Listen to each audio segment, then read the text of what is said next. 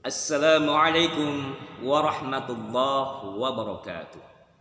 Alhamdulillah wassalatu wassalamu ala Rasulillah wa ala alihi wa sahbihi wa mawwala. Saudara-saudariku sekalian yang dimuliakan dan dicintai oleh Allah Subhanahu wa taala dimanapun berada.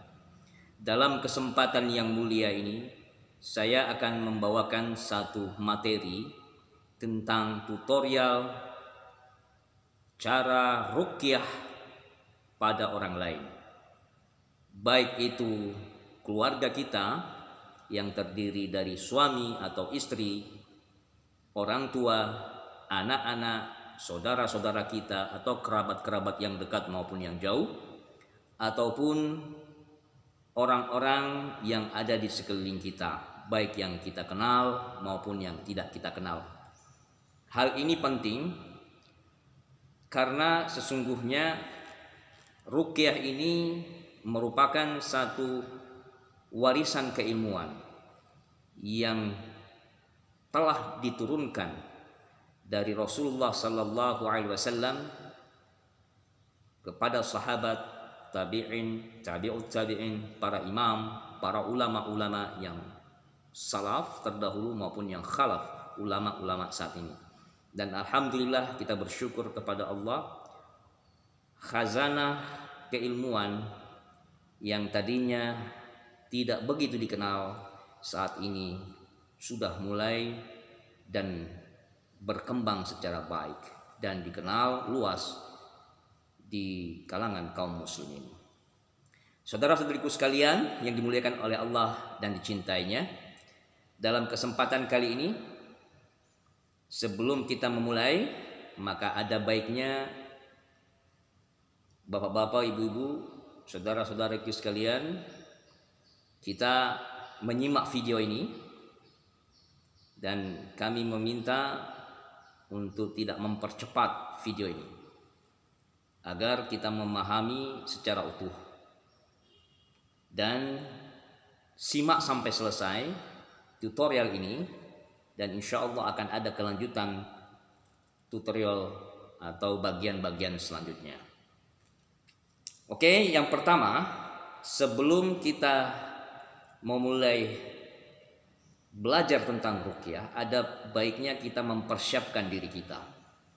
Mempersiapkan di sini bukan hanya sekadar lahir saja, tapi juga batinnya, bukan hanya jasmaninya, tetapi juga ruhaninya.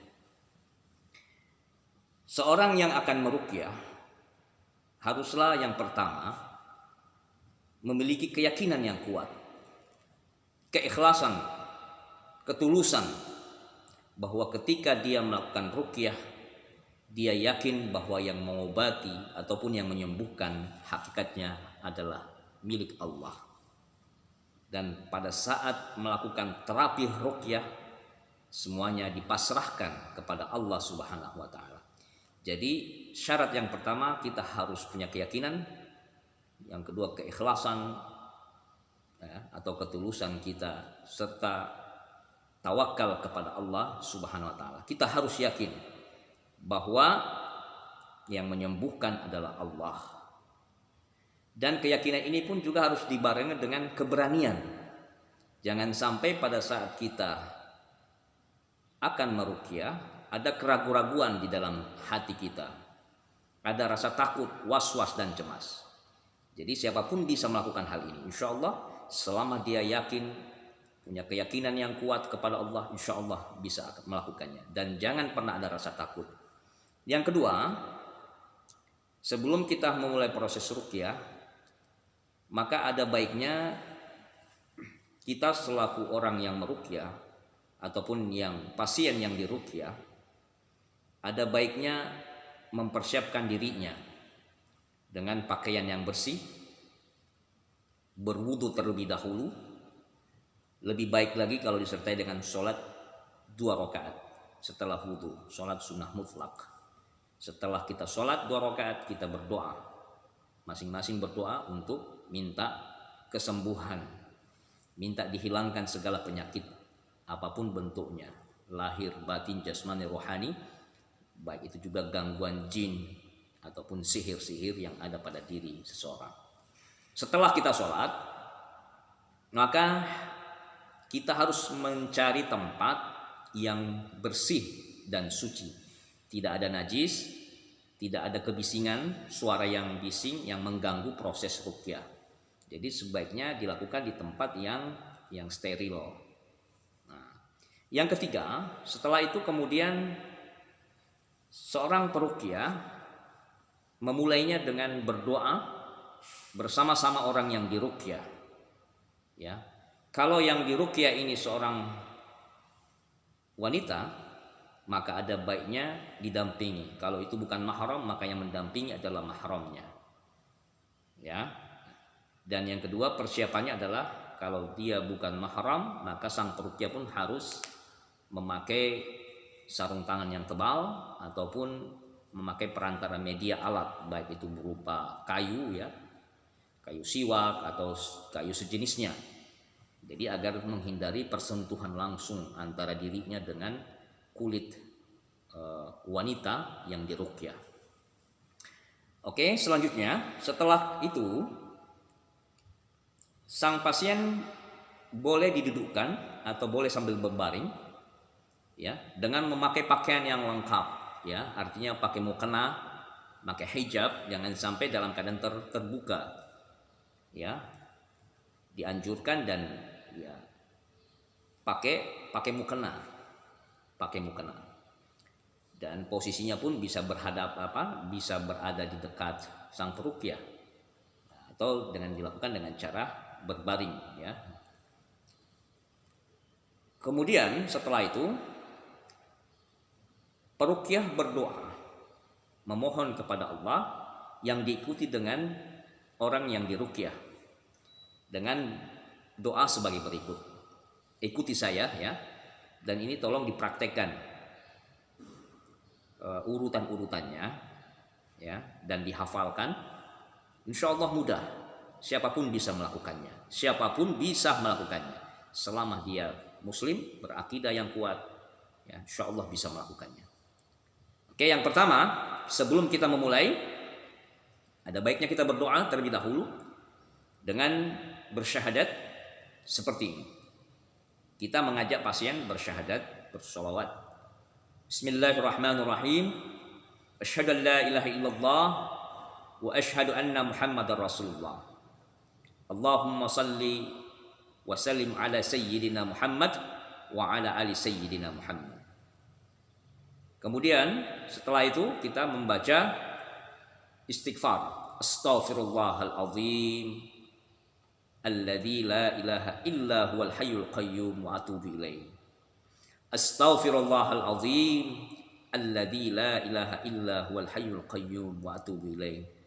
Astaghfirullahal azim alladzi la ilaha illa huwal hayyul qayyum wa atubu ilaih.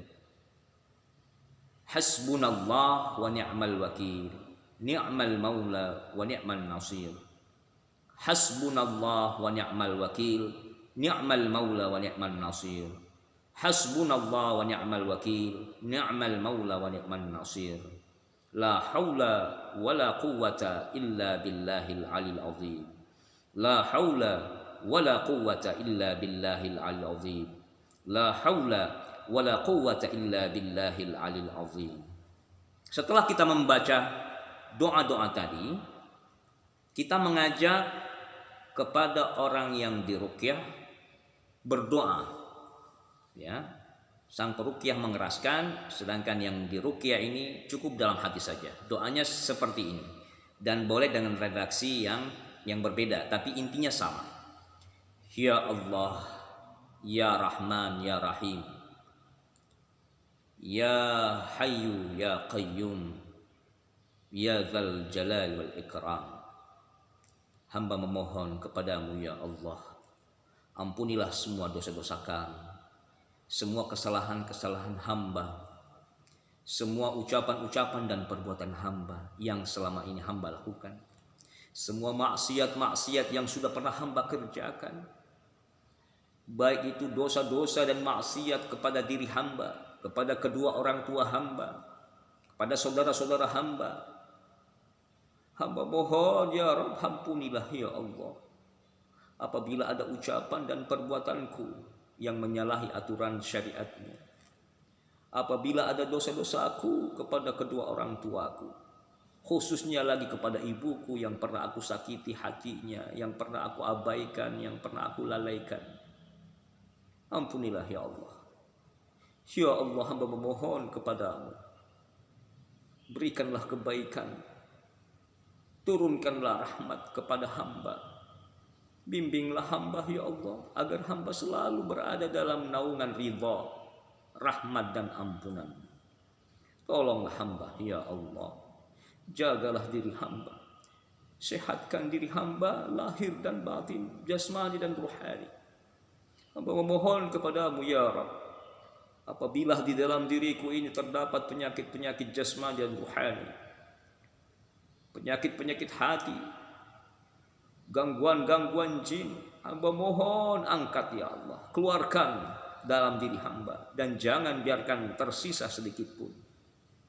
Apabila di dalam organ-organ tubuhku ini terdapat energi-energi negatif, aura-aura negatif, berupa jin-jin zalim, jin fasik, jin kufur, hamba mohon ya Allah, keluarkan dan kembalikan ke asalnya, dan jangan biarkan kembali ke dalam diri hamba. Apabila di dalam tubuhku ini ada virus-virus, bakteri-bakteri, ada penyakit-penyakit lahir yang hamba belum temukan obatnya, hamba mohon angkat ya Rabb, sembuhkan ya Allah, dan jangan biarkan meninggalkan sisa sedikit pun. Oke, setelah kita berdoa demikian, berdoa ini intinya kita mengajak kepada pasien yang kita ruqyah ini untuk i'tiraf, pengakuan dirinya atas segala kesalahan dan dosa-dosanya. Kemudian setelah i'tiraf, kemudian dia berdoa, kita ajak dia berdoa untuk memohon kesembuhan. Ya, boleh diatur redaksinya seperti apa. Pada intinya, satu kuncinya adalah i'tiraf, yang kedua memohon kesembuhan. Itu saja. Dengan redaksi masing-masing boleh diatur menurut keinginan ataupun menurut apa yang ada di hati kita. Setelah kita mengajak berdoa demikian, maka kita mulai melakukan proses terapi. Yang pertama, kita mengajak dia untuk membaca surat Al-Ikhlas, Al-Falaq, An-Nas dengan cara ditiupkan. Oke, saya ulangi, membaca surat Al-Ikhlas, Kulhu, Al-Falaq, dan An-Nas, Qul a'udzu birabbin nas. Setelah membaca, lalu ditiupkan lagi, usapkan ke seluruh wajahnya, ke kepala. Kita mengajak dia untuk mengusap seluruh bagian anggota badannya, tangan kanan, tangan kiri, perut yang sering terasa sakit, pundak, belakang, semuanya, kaki kanan, kaki kirinya, semua sampai ujung kaki. Termasuk kita pun mengajaknya demikian. Kita memberikan contoh. Ini juga adalah bagian bentuk ruqyah bagi diri kita sekaligus perlindungan. Setelah kita mengajaknya, kemudian kita memberikan petunjuk dengan cara meletakkan tangan kanan di perutnya dan tangan kiri di detak jantungnya. Rasakan detak jantungnya. Setelah merasakan detak jantung, maka dia ajak kembali membaca surat Al-Ikhlas, surat Al-Falaq, dan surat An-Nas. Dan ini 3 kali sambil seraya memutar dari kiri ke kanan, berbalik arah jarum jam, atau sebagaimana orang tawaf dari kiri ke kanan. Karena ini kamera jadi kelihatannya kanan ke kiri ke kanan Sambil pejamkan matanya, pasien pun memejamkan matanya sambil membaca surat Al-Ikhlas. Ajak dia membaca Al-Ikhlas, Al-Falaq, An-Nas 3 kali. Setelah kita sudah membacakan, di situ akan ada terasa reaksi nantinya, reaksi ringan maupun berat. Reaksi ringan itu berupa apa? Panas di pundak, di kepala, di tangan, di kaki, ataupun terasa ada getaran-getaran, air mata yang keluar, kemudian kedut-kedutan pada bagian anggota tubuh tertentu. atau pusing, berat kepala, pundak, atau bahkan sampai reaksi yang akan nanti kita lihat, yaitu akan terasa mual dan pengen muntah. Nah, ada baiknya memang pasien ini menyiapkan plastik ya sebagai wadah agar nanti tidak berceceran kemana-mana apabila dia muntah. Kemudian setelah membaca demikian, kita mengajaknya berdoa dengan cara apa? Memegang perutnya. Lalu kita ajak dia untuk berdoa meminta kepada Allah dengan redaksi demikian. Ajak dia untuk berdoa seperti ini sambil memejamkan matanya. Bismillahirrahmanirrahim. Ya Allah, ya Rahman, ya Rahim, ya Hayyu, ya Qayyum, ya Dzal Jalali wal Ikram. Hamba mohon ya Allah, keluarkan semua penyakit-penyakit hamba, apapun jenis dan bentuknya, baik penyakit jasmani maupun penyakit ruhani, baik penyakit hati maupun gangguan jin.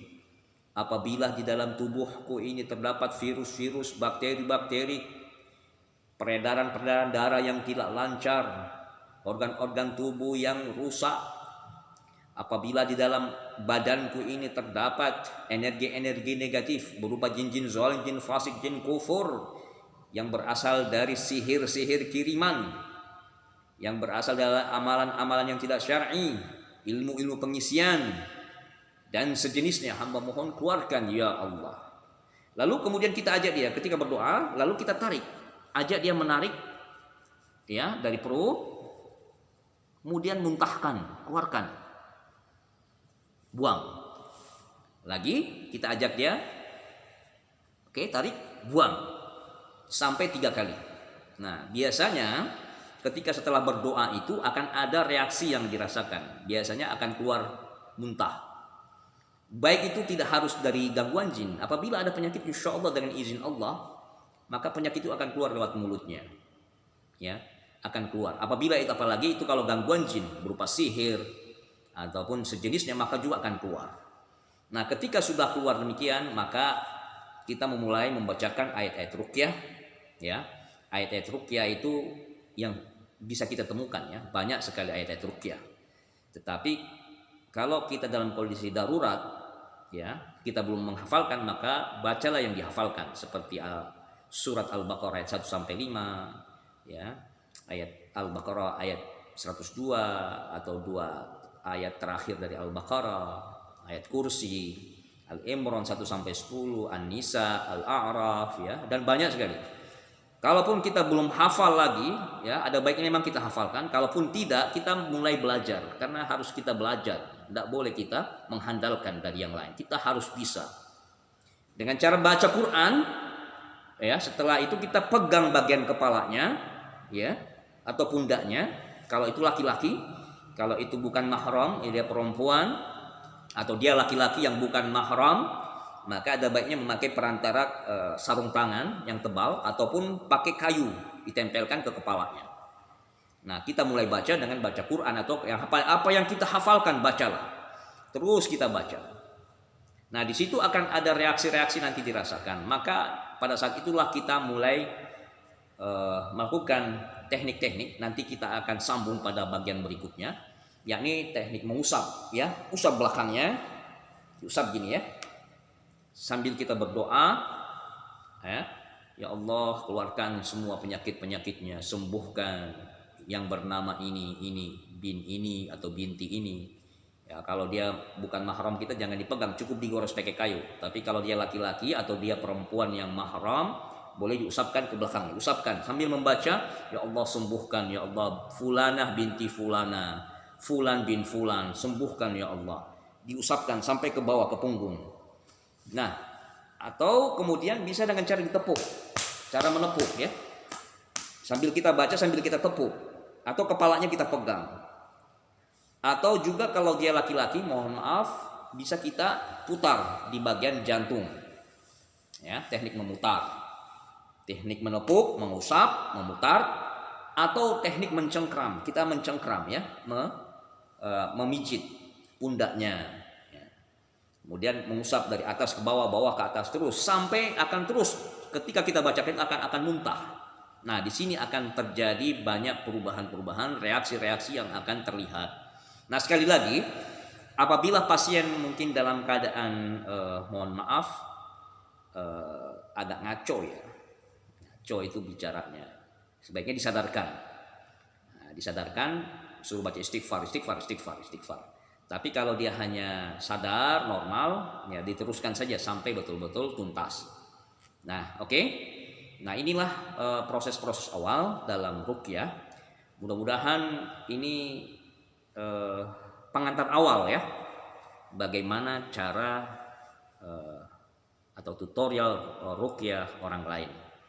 Hal ini sangat bermanfaat sekali agar ketika kita menghadapi kasus-kasus di lapangan, baik itu orang yang sakit berupa medis ataupun non medis, ada orang yang kesurupan, jangan kita pernah mengandalkan orang lain. Apalagi di kampung kita, di tempat kita itu tidak ada orang, maka kita harus yang berupaya ikhtiar, karena ini adalah salah satu bentuk sunnah Nabi yang harus kita syiarkan, harus kita amalkan. Dan insya Allah kalau kita yakin kepada Allah, kita ikhlas karena Allah, kita pasrah bahwa kita tidak memiliki daya upaya dan kekuatan untuk mengobati maupun menyembuhkan, biiznillah ta'ala, walaupun kita tidak membaca banyak surat, tapi kalau hati kita, kesadaran kita, keyakinan kita kepada Allah, maka pasti dengan izin dan ridhonya semua penyakit-penyakit akan diangkat dari tubuh orang yang kita terapi atau orang yang kita ruqyah. Apapun itu, siapapun itu, maka praktekkan ini, amalkan di rumah, mulai belajar. Video ini terus diikuti dan boleh melihat video-video saya yang lainnya. Dan insya Allah kita lanjutkan nanti pada kesempatan berikutnya, bagaimana teknis-teknis yang lebih detail, cara meruqyah, teknik-tekniknya, dan kemudian kita akan praktek ya. Saya akan praktekkan dengan menghadirkan orang agar kita bisa tahu seperti apa dan bagaimana sesungguhnya ruqyah yang sebenarnya. Dan kita akan bahas nanti. Oke? Demikianlah saudara-saudariku sekalian yang dimuliakan dan dicintai oleh Allah. Saya Al-Faqir, tidak memiliki apa-apa dan bukan siapa-siapa. Tapi saya hanya berusaha untuk menyampaikan apa yang saya ketahui. Segala kesalahan dan kekurangan sesungguhnya itu murni dari kesalahan dan kekurangan saya. Apabila ada kelebihan ataupun satu hal yang dianggap baik, sesungguhnya itu berasal dari Allah Subhanahu wa Ta'ala. Mohon maaf atas segala kesalahan ucapan ataupun apa yang saya lakukan ini salah dan tidak berkenan di hati. Sekali lagi, al-afu minkum wa sallallahu ala nabiyyina Muhammadin wa ala alihi wa sahbihi ajma'in warzuqna kamal mutaba'atil zahirati ya arhamar rahimin bi fadli subhana rabbika rabbil izzati amma yasifun wa salamun alal mursalin walhamdulillahi rabbil alamin. Wassalamu alaikum warahmatullahi wabarakatuh.